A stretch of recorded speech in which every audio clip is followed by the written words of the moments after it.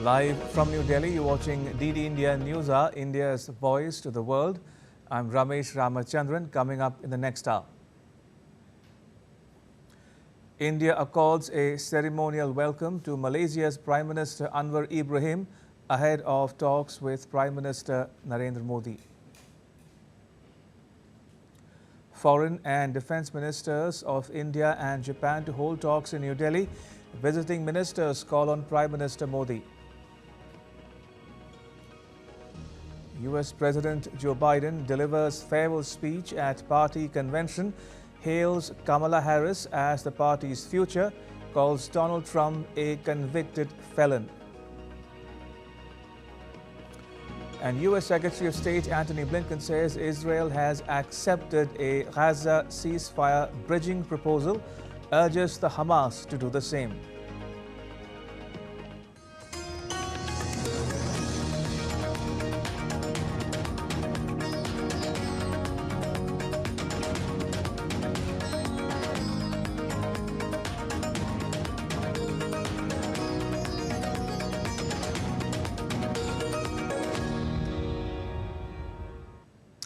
Malaysia's Prime Minister Anwar Ibrahim was accorded a ceremonial welcome at Rashtrapati Bhavan this morning. This is the first visit of Prime Minister Ibrahim to India as his country's Prime Minister. The visit will give a boost to India-Malaysia enhanced strategic partnership. Malaysia is a key pillar of India's Act East policy and a valued partner in the region. Prime Minister Ibrahim arrived in India on Monday on a three-day state visit. And Malaysia's Prime Minister Anwar Ibrahim paid homage to Mahatma Gandhi and laid a wreath at Rajghat in New Delhi.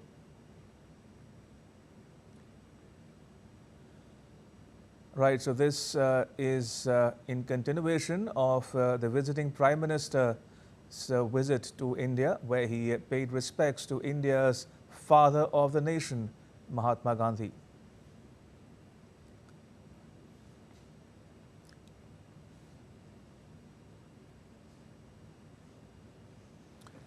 And we can see the Prime Minister signing the visitor's book at Rajghat in New Delhi, where he has paid respects and homage to Mahatma Gandhi. This is as part of his ongoing visit to India and his first as Malaysia's Prime Minister. Now, Prime Minister Ibrahim will hold bilateral talks with India's Prime Minister Narendra Modi later in the day. During his visit, he will also meet President Draupadi Murmu and External Affairs Minister S. Jaishankar. The bilateral relationship between the two nations was elevated to the status of enhanced strategic partnership in 2015 during the visit of Prime Minister Modi to Malaysia. The visit of Prime Minister Ibrahim will pave the way for further strengthening of India-Malaysia bilateral ties by charting out a multi-sectoral cooperation agenda for the future.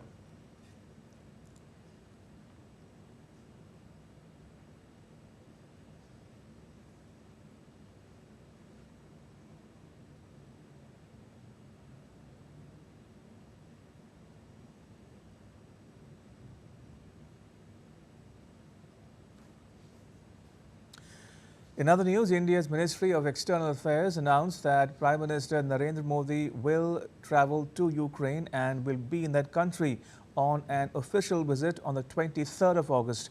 The ministry termed the visit a landmark one.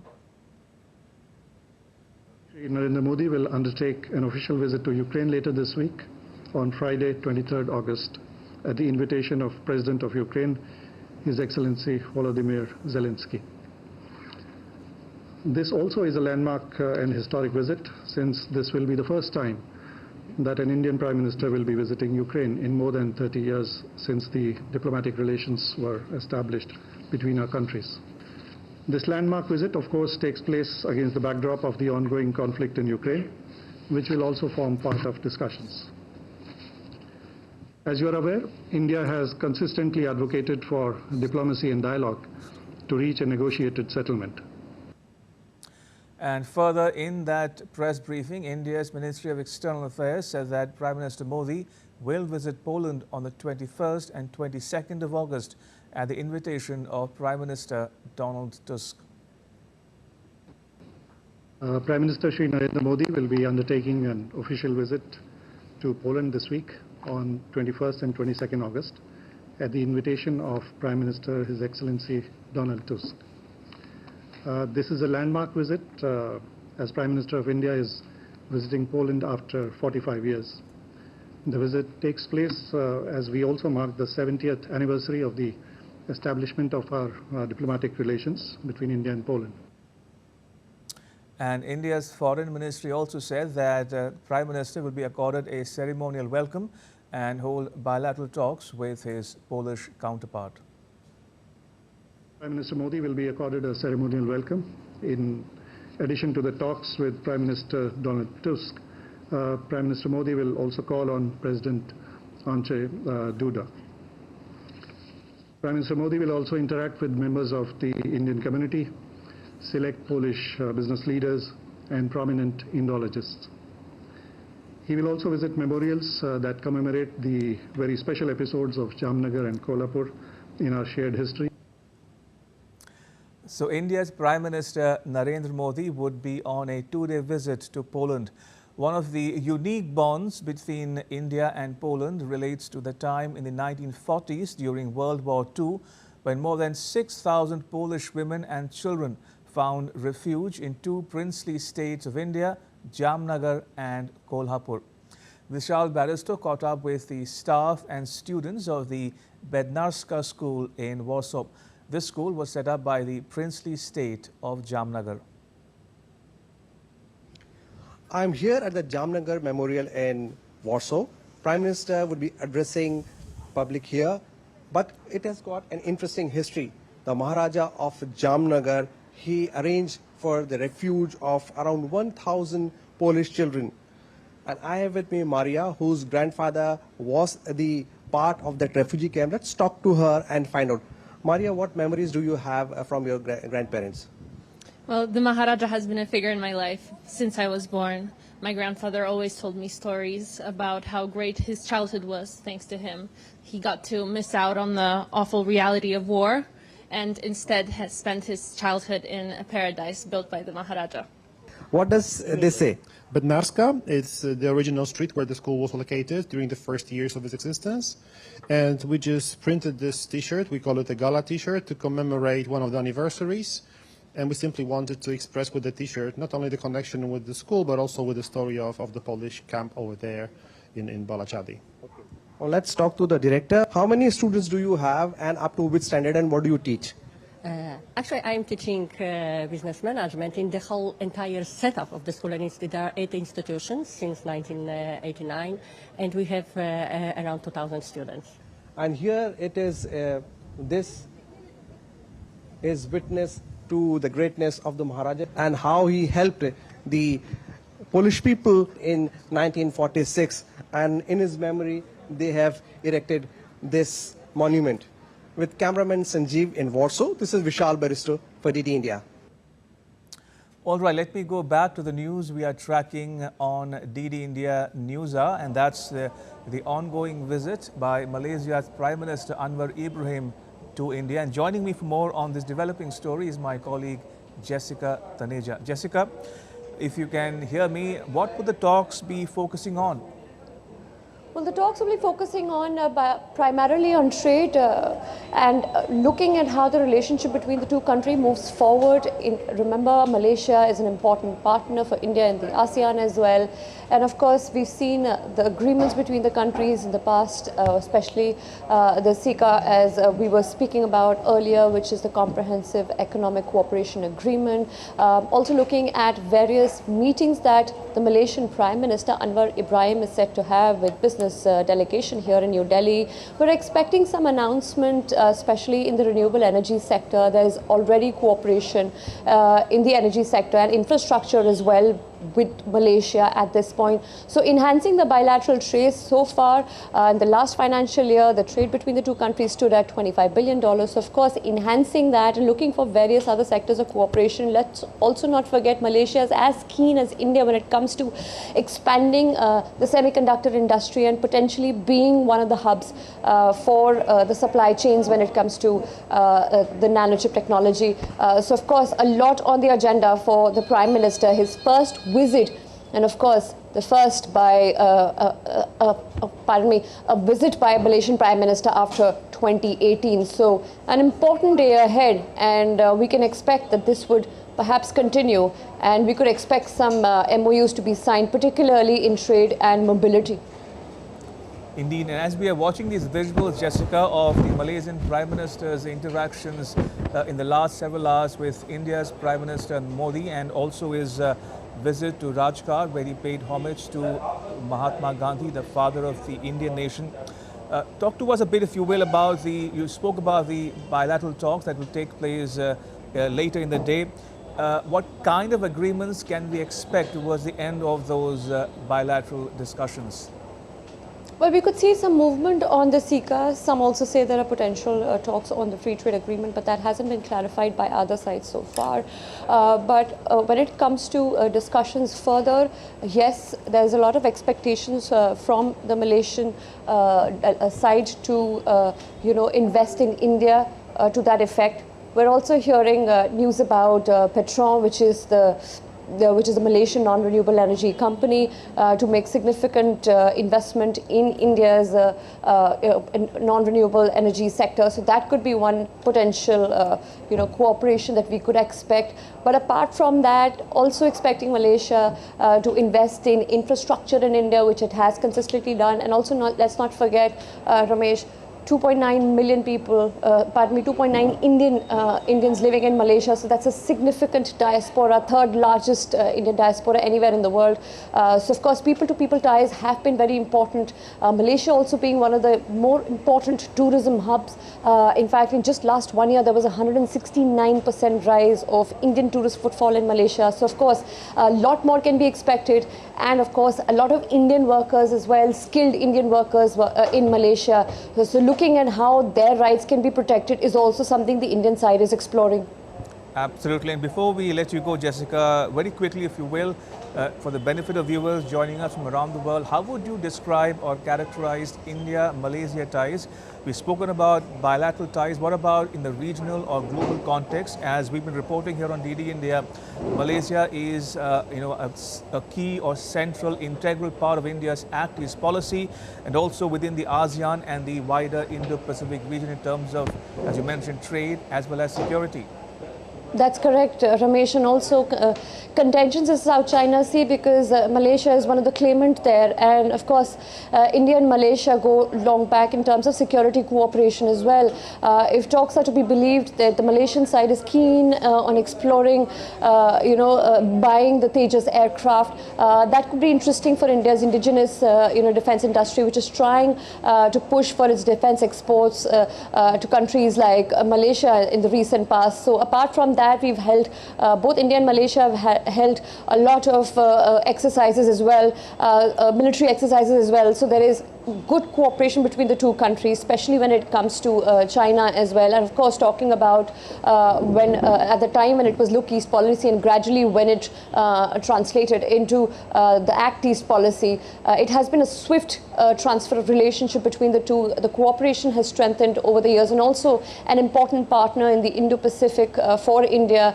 So Malaysia remains a key ally, though there was a brief moment of fraught relationship between the two countries, but that momentarily has been overcome, and so far in the future it looks like Malaysia and India would align more together, given China's threat of territorial expansion, especially when you talk about the South China Sea and the wider Indo-Pacific region. Indeed.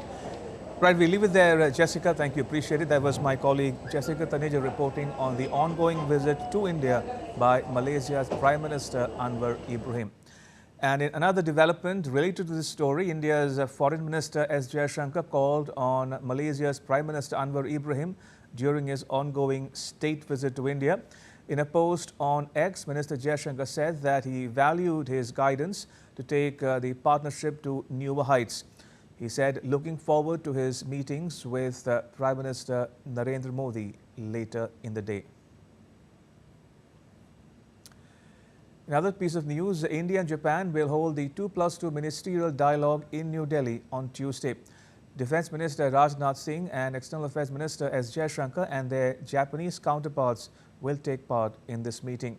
Now, ahead of the third India-Japan 2+2 foreign and defence ministerial meeting, Japan's Foreign Minister Kamikawa Yoko and Defence Minister Kihara Minoru met India's Prime Minister Narendra Modi in New Delhi on Monday.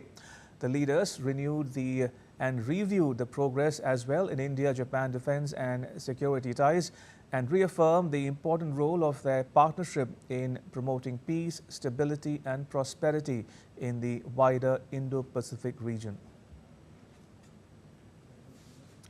Still to come on DD India News Hour. Donald Trump says he would offer Tesla CEO Elon Musk a cabinet slot if elected in the November election. Marred by the raging conflict and an uncertain future, people construct makeshift homes.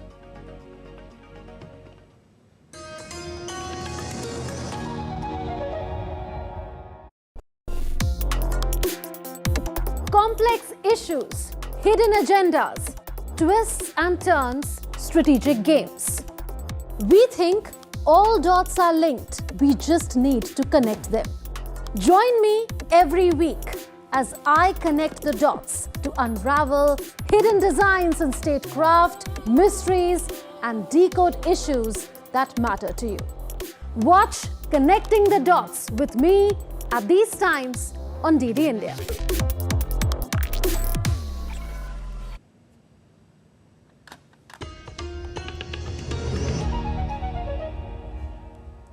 You're watching DD India News Hour. I'm Ramesh Ramachandran. To West Asia now, U.S. Secretary of State Antony Blinken is continuing his tour of the region, trying to get a ceasefire and hostage deal into play, one that's being seen as a last-ditch attempt after months of failed negotiations. The U.S. top diplomat has said that Israel has accepted his bridging proposal after holding high-level meetings in Israel on Monday. Blinken has called on Hamas to do the same. Meanwhile, truce talks are set to continue in Cairo this week. In a very constructive meeting with Prime Minister Netanyahu, he confirmed to me that Israel accepts the bridging proposal, that he supports it. It's now incumbent on Hamas to do the same. And then the parties, with the help of the mediators, the United States, Egypt, and Qatar, have to come together and complete the process of reaching clear understandings about how they'll implement the commitments. And DD India's Sarah Coates sent us this report from Tel Aviv. Certainly a lot of hope, but not a lot of optimism as these key negotiators go into this next round of talks in Cairo. Well, on Monday, the U.S. Secretary of State Antony Blinken, he made his 9th wartime visit to Israel, meeting with a number of high-level figures, including the Israeli Prime Minister Benjamin Netanyahu, who assured him that he is on board with the deal, with his office putting out a statement saying that their 3-hour-long meeting was held in positive spirits. Now, Benjamin Netanyahu has agreed to send his top-tier negotiating team to Cairo to really try and finalise this deal, with Blinken warning that it could be the last chance to get these remaining Israeli hostages out.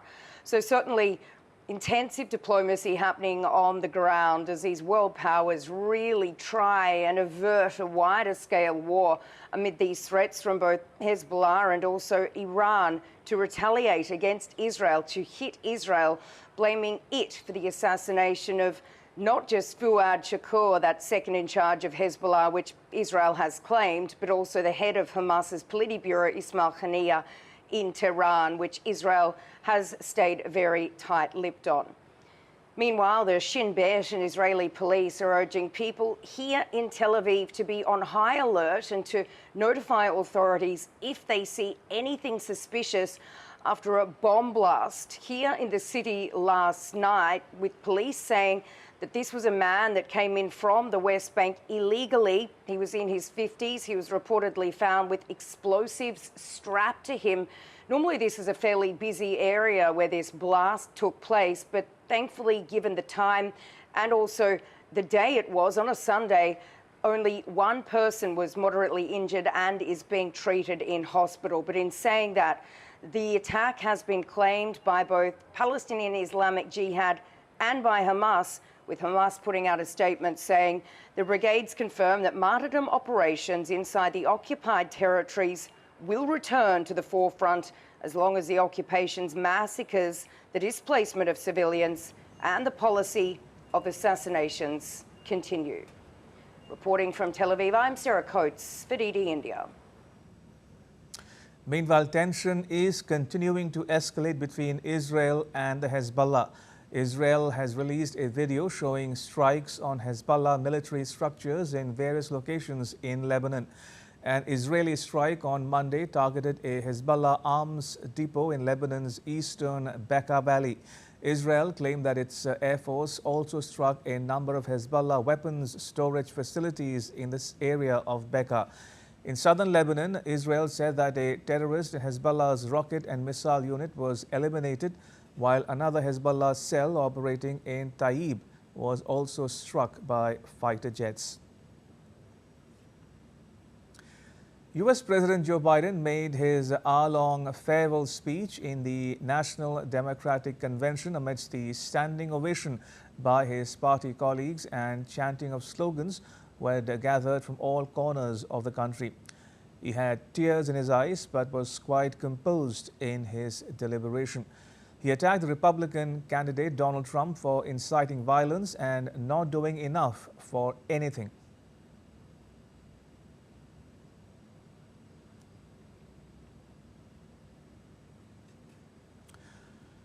Right, let's get you some more visuals of the ongoing visit to India by Malaysia's Prime Minister Anwar Ibrahim. These are the latest visuals coming to you from Hyderabad House in New Delhi, where the two principals, Prime Minister Narendra Modi of India and Prime Minister Anwar Ibrahim of Malaysia, are meeting now as we speak for delegation-level talks to discuss bilateral, regional and global issues of interest or concern to both New Delhi and Kuala Lumpur.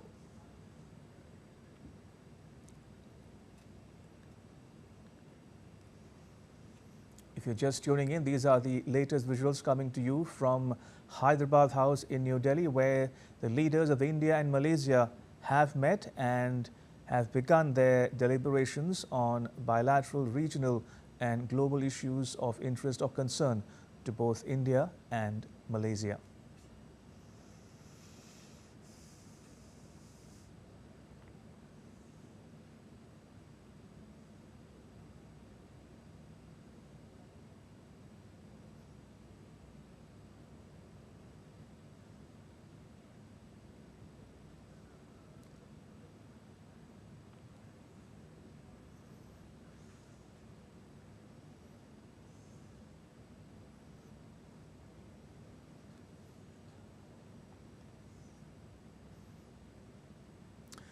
All right, going back to Joe Biden's speech at the Democratic Party convention, this is what he had to say in his farewell address.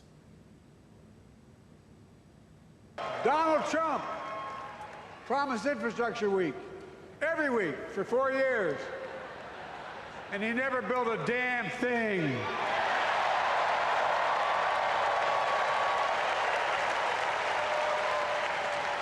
But now, because of Kamala, I've done. Remember, we were told we couldn't get it done. Remember when we came into office, we couldn't get anything passed? But right now, we're giving America an infrastructure decade, not week. Now, the first day of the Democratic National Convention featured a surprise appearance by Vice President Kamala Harris.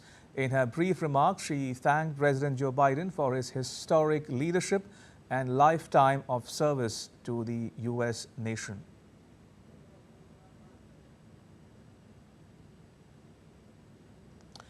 Now, Kamala Harris said that November election will allow people to come together and move forward with optimism, hope, and faith. This November, we will come together and declare with one voice, as one people, we are moving forward. With optimism, hope, and faith, so guided by our love of country, knowing we all have so much more in common than what separates us. Let us fight for the ideals we hold dear, and let us always remember, when we fight, we win. Ashley Biden, the daughter of U.S. President Joe Biden, lauded her father's enduring commitment to women's empowerment throughout his political career in a heartfelt speech delivered at the Democratic National Convention in Chicago on Monday. The proud daughter of Joe and Jill Biden affectionately referred to her father as the OG girl dad, expressing her conviction that Vice President Kamala Harris has the capability to triumph over the Republican presidential candidate Donald Trump in the elections that will be held on the 5th of November. Biden is the OG girl dad. He told me I could be anything and I could do anything. As a child, I would sit on the leather chair in his office doing my homework, and he would sit next to me doing his work, drafting the Violence Against Women Act.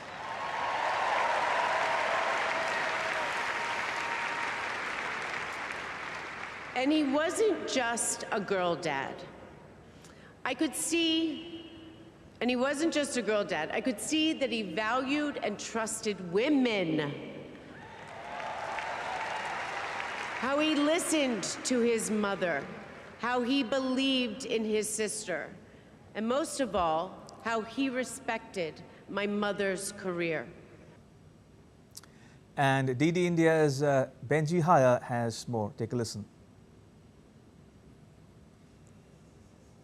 The overarching message from him was urging American voters to choose freedom and democracy in this year's election, as he passed on the torch to his Vice President Kamala Harris, who he praised continuously throughout the speech and embraced at the very end. In turn, Kamala Harris earlier in the night had thanked Joe Biden for his lifetime of service, but told the convention that the nation is moving forward with optimism and hope. And I think ultimately that is the split screen tone and theme of what we've seen in the past 24 hours. A recognition of Joe Biden's accomplishments, yes, but a coalescing now around Kamala Harris as the nominee. Joe Biden, was met with these cheers repeatedly from the Democrats attending, but I think each of those cheers relief as much as reverence, enthusiasm for a political future without him. Still time, though, for those jibes, those attacks at Donald Trump. He called the former president and the Republican candidate a loser, a liar, a man who's not worthy of being commander-in-chief, who puts himself first and America last. Now, the vice president will have her own opportunity to make a pitch to voters when she takes the stage as the keynote speaker at the end of the convention on Thursday. By then, Joe Biden will be long gone on holiday, and she'll be able to present her vision, her values to the nation, rather than just relying on the sort of virality and vibes that have got her so far. It's now about harnessing that momentum, which has made this a close race, too tight to call with Donald Trump, and making sure that that is captured and translated into votes at the ballot box come November. And now take a look at what else is making news around the world. Search and rescue efforts extended overnight after a luxury yacht struck by an unexpectedly violent storm sank off Sicily in Italy. The incident led to the death of a man. 6 people are still missing. The British flag yacht Bayesian, a 56-meter-long sailboat, was carrying 22 people and was anchored just offshore near the port of Porticello when it was hit by ferocious weather. Survivors said the trip had been organized by Lynch for his work colleagues. Dozens of exhausted migrants arrived in a wooden boat on a beach in Spain's Canary Islands amid a sharp rise in perilous crossings from Africa, with emergency personnel and a few stunned beachgoers rushing to help. The boat carried up to 10 or 12 people. The sharp increase in the number of migrants attempting the dangerous crossing from Africa to the Canary Islands is majorly because of conflict, poverty, and the search for a better life in Europe.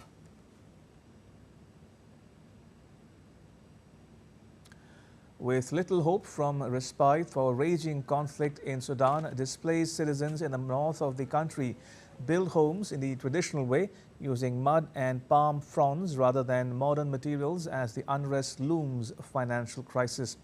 The ongoing conflict threatens to disrupt even these small efforts at stability as access to resources continues to dwindle.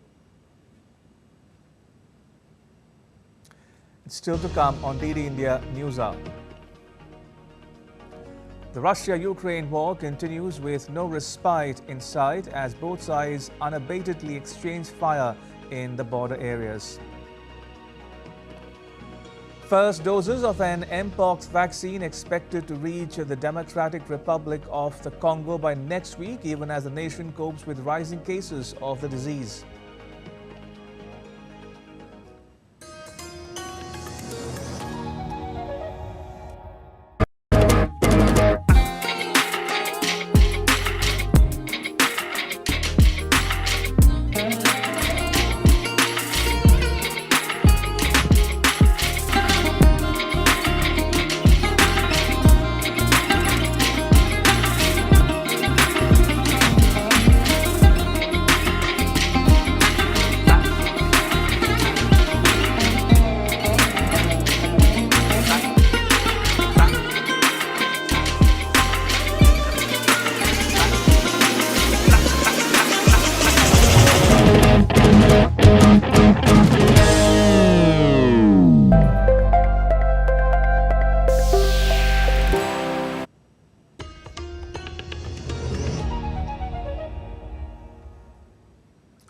You're watching DD India News Hour. I'm Ramesh Ramachandran. A quick recap of the headlines.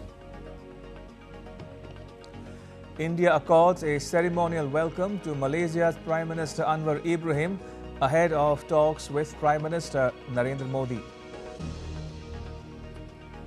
Foreign and Defence Ministers of India and Japan to hold talks in New Delhi. The visiting ministers call on Prime Minister Modi. US President Joe Biden delivers farewell speech at party convention, hails Kamala Harris as the party's future, says Donald Trump is a convicted felon. And US Secretary of State Antony Blinken says Israel has accepted a Gaza ceasefire bridging proposal, urges the Hamas to do the same.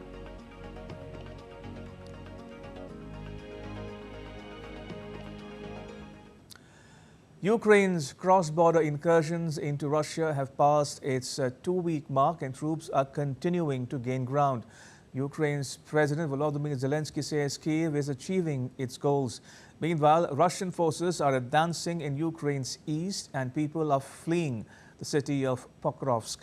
DD India's Megumi Lim has more from Kyiv. President Zelensky said on Monday Ukrainian forces were capturing more Russian soldiers in the Kursk region and replenishing what he called the country's exchange fund. The aim for their capture is to get Ukrainian prisoners of war back home through future prisoner swaps with Russia.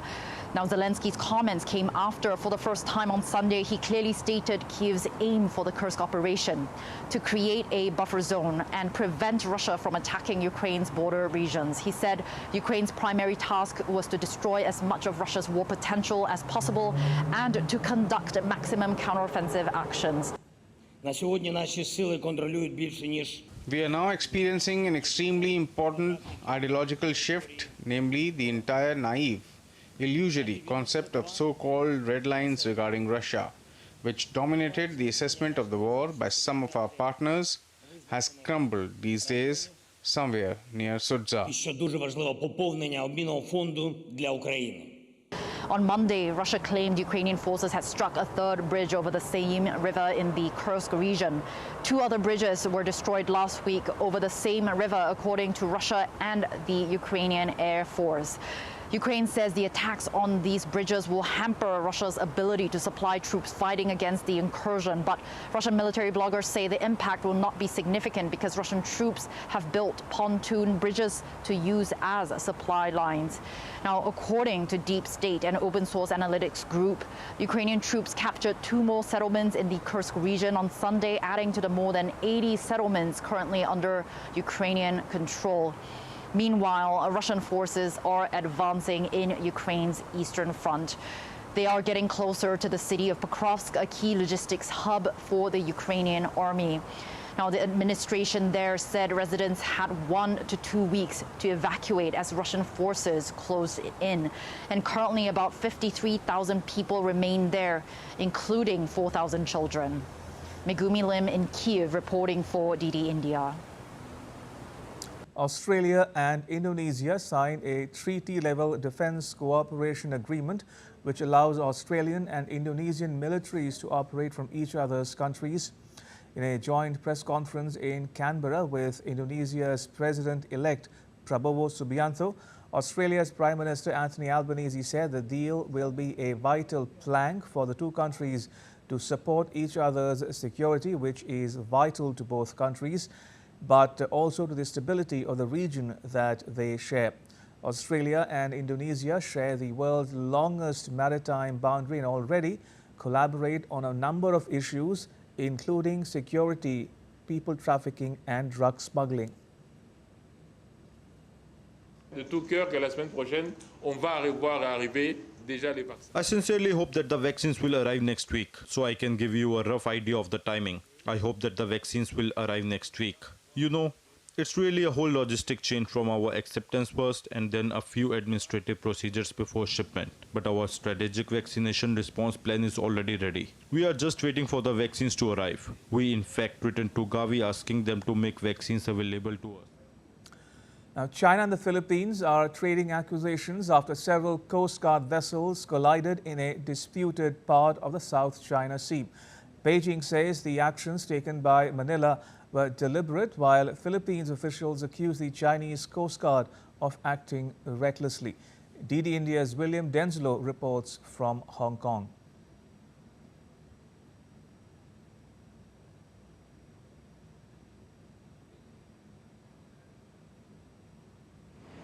The incident occurred around 3:30 on Monday morning, and what has transpired since, very much a war of words between Beijing and Manila. On Monday, we heard from Chinese Coast Guard officials saying that the Philippines' actions that led to these collisions between the Coast Guard ships as deliberate, saying that Manila had ignored warnings from China's Coast Guard.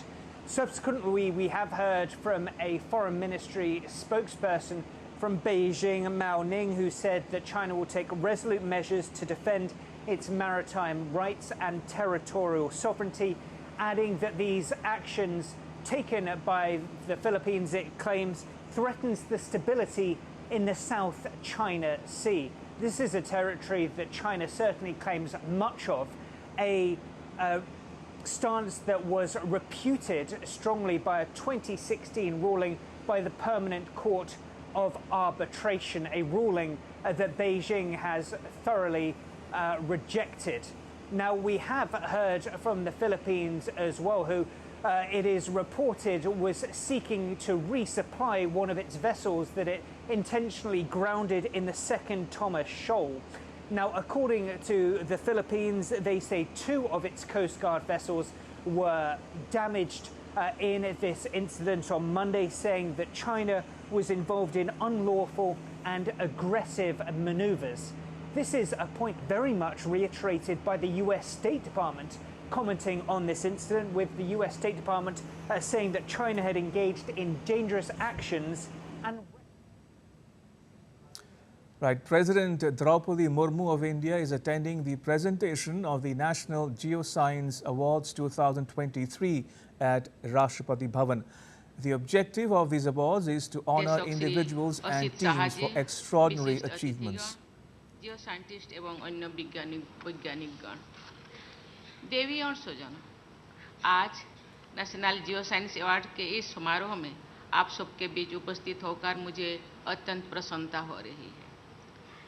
मैं geo science के क्षेत्र में उल्लेखनीय उपलब्धियों और अमूल्य योगदान के लिए वरिष्ठ और युवा पुरस्कार विजेताओं को बहुत बहुत बधाई देती हूँ। इन पुरस्कारों के माध्यम से जियो साइंस के क्षेत्र में हो रही उन्नति और उससे जुड़े सभी लोगों के योगदान को मान्यता दी जाती है।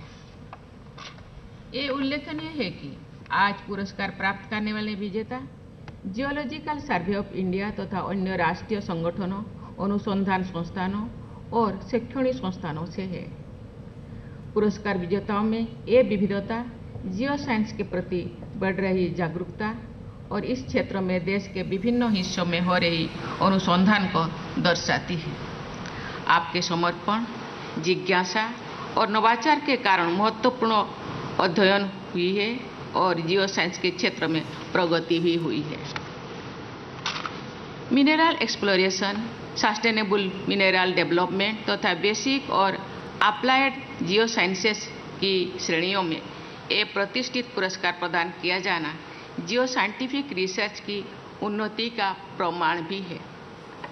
आप अपने कार्य से न केवल पृथ्वी के संसाधनों के बारे में हमारी समझ को समृद्ध करते हैं, बल्कि भावी जियो साइंटिस्ट के लिए भी मानक स्थापित करते हैं।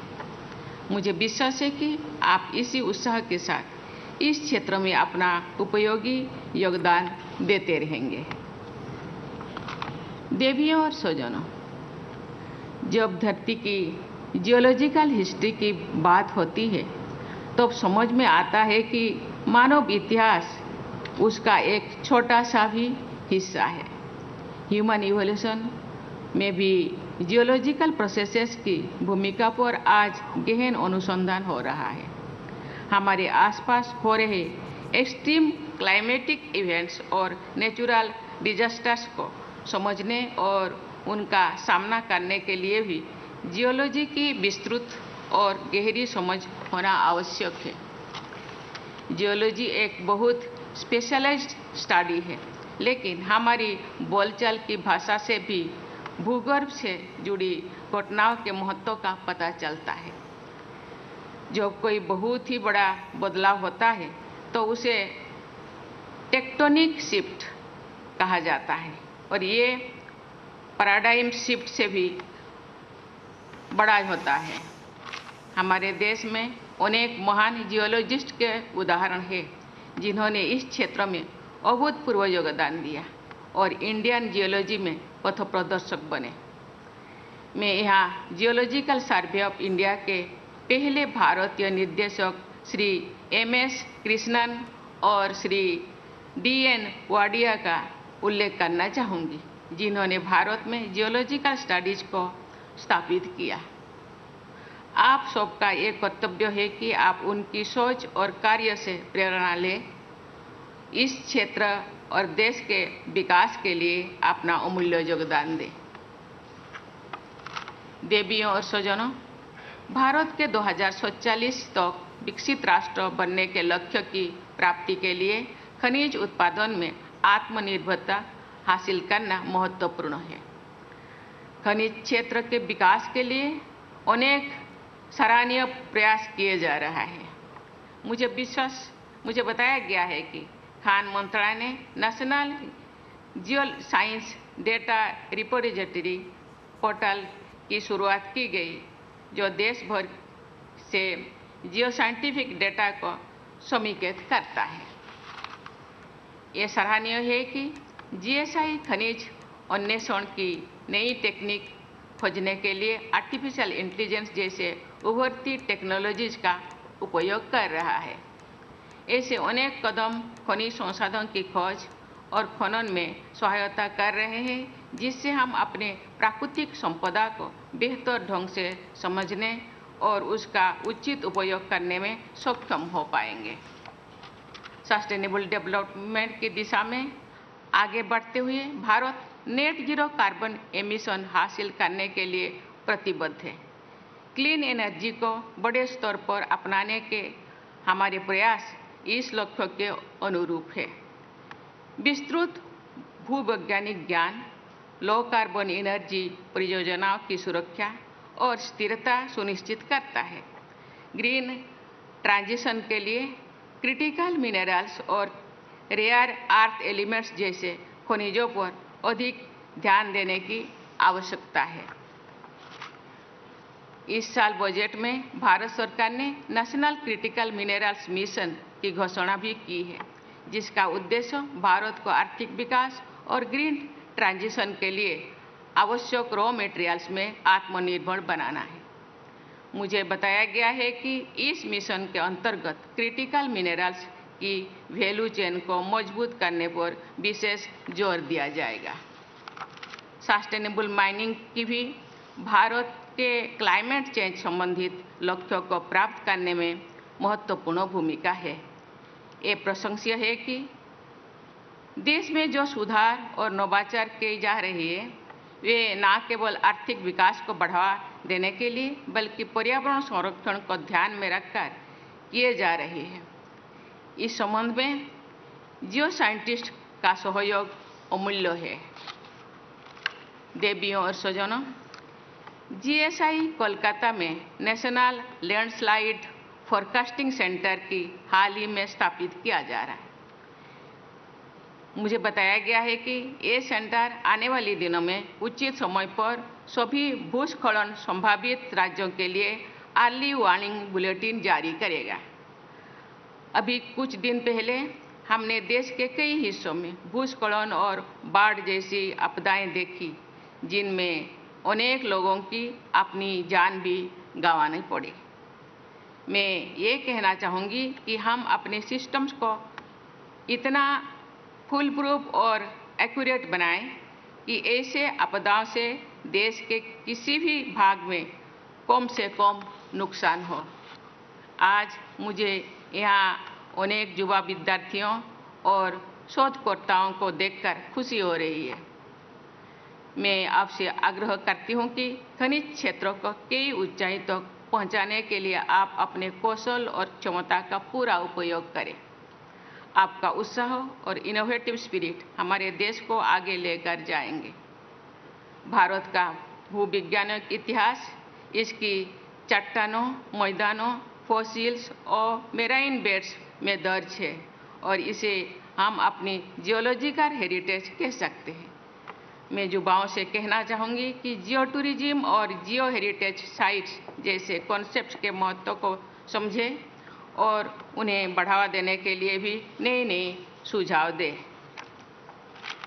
भारत जैसे डाइवर्स टोपोग्राफी वाले देश में तो जियो टूरिज्म के माध्यम से लोगों को जियो साइंस से संबंधित जानकारी भी दी जा सकती है और उन्हें इस क्षेत्रों में आने के लिए प्रोत्साहित भी किया जा सकता है।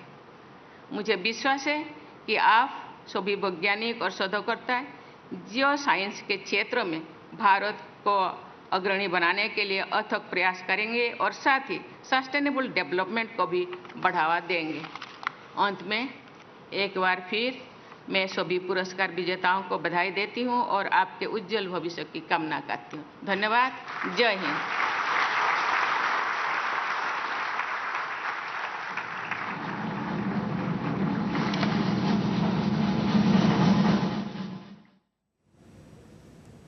So there you saw the President of India, Draupadi Murmu, at the Geoscience Awards 2023 awards presentation, where she spoke about the contributions of Indian scientists, especially in the sphere of geology. And still to come on DD India News Hour. The supermoon lights up the sky around the world. And Aryna Sabalenka has won the Cincinnati Open, the 15th title of her career, by overpowering Jessica Pegula in a final.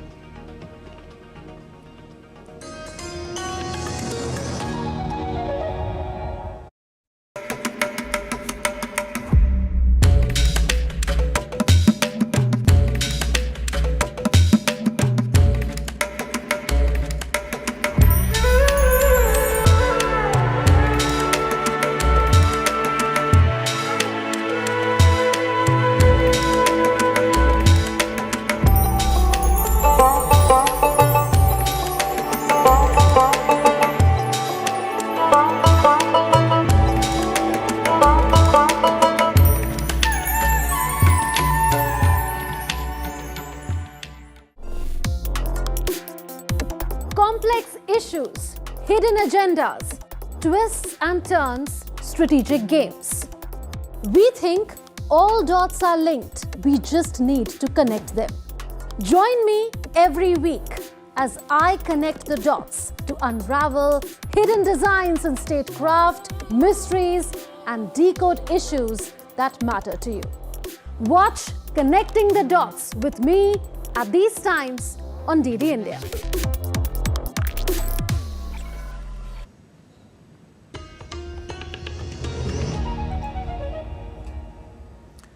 You're watching DD India News Hour. I'm Ramesh Ramachandran. Now, India's Prime Minister Narendra Modi met his Malaysian counterpart Anwar Ibrahim at Hyderabad House in New Delhi. The two leaders held a bilateral meeting to discuss further engagements across various domains of partnership and explore new areas of collaboration and cooperation. Afterwards, the Malaysian Prime Minister will also meet with India's President Draupadi Murmu. Sri Lanka's Election Commission has announced the budget limit for the presidential candidates to be spent in the upcoming election. The Commission announced that each candidate contesting the presidential election 2024 is authorized to incur a sum not exceeding 109 Lankan rupee per elector for the purpose of election propaganda activity. Accordingly, the maximum amount that could be incurred by a candidate is about 1.87 billion Sri Lankan rupee. The poll body added that expenditure report shall be submitted to the EC within 21 days of declaration of the result. The election is scheduled to be held on the 21st of September, in which registered voters in the island nation will exercise their franchise.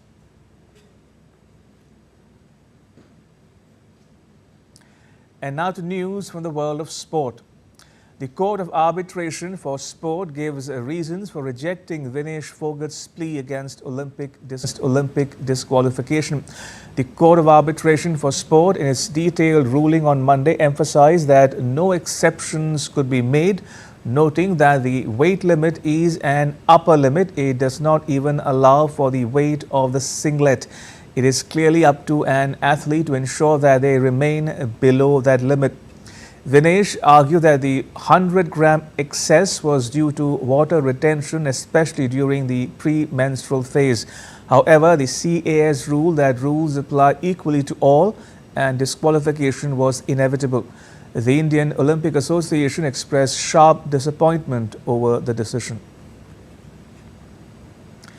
Aryna Sabalenka has won the Cincinnati Open by overpowering Jessica Pegula in the final.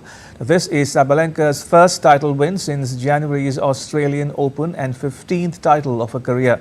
The result ended a 9-match winning streak for Pegula, who defended her Canadian Open title last week. The match went on for 76 minutes for the Belarusian barred past the American 6-3, 7-5 to take the title home. She suffered a slight bump when serving at 5-4, but the champion recovered and came back strongly to win the match convincingly. Meanwhile, world number one Yannick Sinner overcomes health issues to defeat Frances Tiafoe to clinch the Cincinnati Open title. The 23-year-old, who has been dealing with a hip issue and missed the Paris Olympics because of tonsillitis, was visibly struggling during the game. Despite this, he beat Frances Tiafoe 7-6, 6-2 at the Cincinnati Open final on Monday, proving that he is the man to beat at the upcoming US Open. Tiafoe could not take advantage of his 3 breakpoint opportunities in the first set and was 2-0 down in the second set, from which he never recovered.